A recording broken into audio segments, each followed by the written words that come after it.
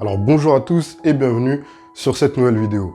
Alors d'entrée de jeu, je vais vous le dire, abonnez-vous et si vous avez aimé cette vidéo, à la fin, n'hésitez pas à laisser un petit pouce bleu et à la partager.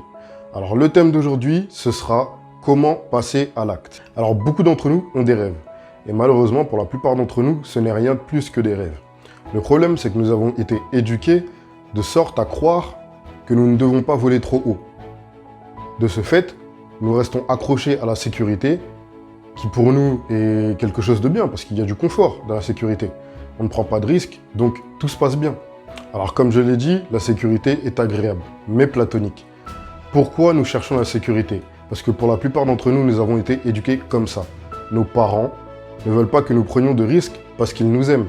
Ils ne veulent pas que nous allons tenter ce qu'ils estiment être impossible et que nous finissions par échouer et donc être dans une mauvaise posture.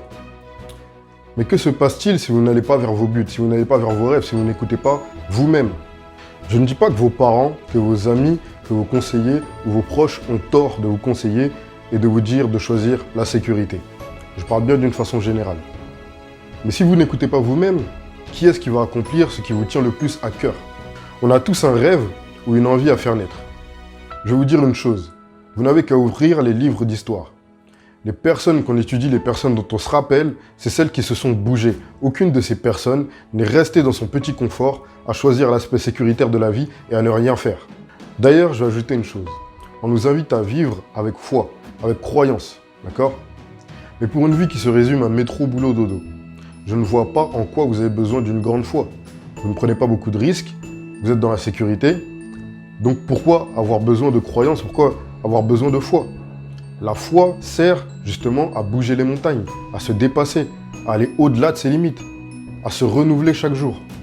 Alors pour passer de la motivation à l'action, je vous ai trouvé 5 raisons qui vont vous donner envie de franchir le pas. Alors déjà, il y a le temps. Beaucoup de personnes disent, pour faire telle ou telle chose, je n'ai pas le temps. Pour commencer un nouveau projet, je n'ai pas le temps. Pour faire ci, qui est mon rêve et que j'ai toujours eu envie de faire, je n'ai pas le temps. Je vais vous dire une chose, le temps n'attend personne. Le temps passe quoi qu'il arrive. Donc c'est à vous de saisir votre temps, c'est à vous de faire en sorte d'avoir le temps. Parce que je suis sûr que lorsque c'est pour du divertissement, que lorsque c'est pour regarder la télé, que c'est pour sortir avec des amis, vous avez le temps. D'accord?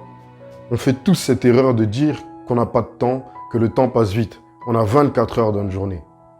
Je peux vous dire que 24 heures, c'est énorme quand on sait comment les partager. La deuxième raison, c'est l'instant, un peu lié au temps. La plupart des personnes diront « je n'ai pas le temps, en ce moment, ce n'est pas le bon moment pour me lancer, je dois acheter une voiture, je dois acheter mon appartement, je dois faire ci, je dois faire ça, je suis occupé avec mon travail ». Pour lancer un projet, il n'y a pas de bon moment. La chose magique à faire, c'est le premier pas. Lorsque vous ferez le premier pas, vous serez boosté, motivé, vous allez commencer à sentir un petit sentiment d'épanouissement et c'est ce qui va vous emmener vers votre but. La troisième chose, c'est l'épanouissement. Que souhaitez-vous raconter à vos petits-enfants, à vos nièces, à vos neveux? Vous voulez leur raconter vos efforts ou vous voulez leur raconter vos regrets? Vous voulez leur dire comment vous avez échoué, comment vous êtes relevé, ou plutôt comment vous n'avez pas eu le courage d'atteindre vos rêves et que vous avez des regrets jusqu'à maintenant et que maintenant vous êtes trop vieux pour faire quoi que ce soit? Faites un choix, l'épanouissement. C'est très important. Dans une vie, c'est ce qui vous fait ressentir le bonheur. Le bonheur, ça ne part pas. Le plaisir est éphémère. Quelque chose à retenir. Le plaisir, c'est le divertissement. Le bonheur, c'est ce qui naît en vous lorsque vous avez accompli ce pourquoi vous avez été appelé. La quatrième raison, vivre intensément. Les challenges font que toute votre vie, vous allez devoir faire des choix. Vous allez prendre des risques. Vous allez vivre, vraiment, dans le vrai sens du mot, vivre. Vous n'allez pas subir votre vie, vous n'allez pas subir les aléas de la vie, vous allez vous relever, vous allez avoir des échecs, vous allez apprendre de la vie. C'est ça, vivre, vivre intensément. La quatrième raison.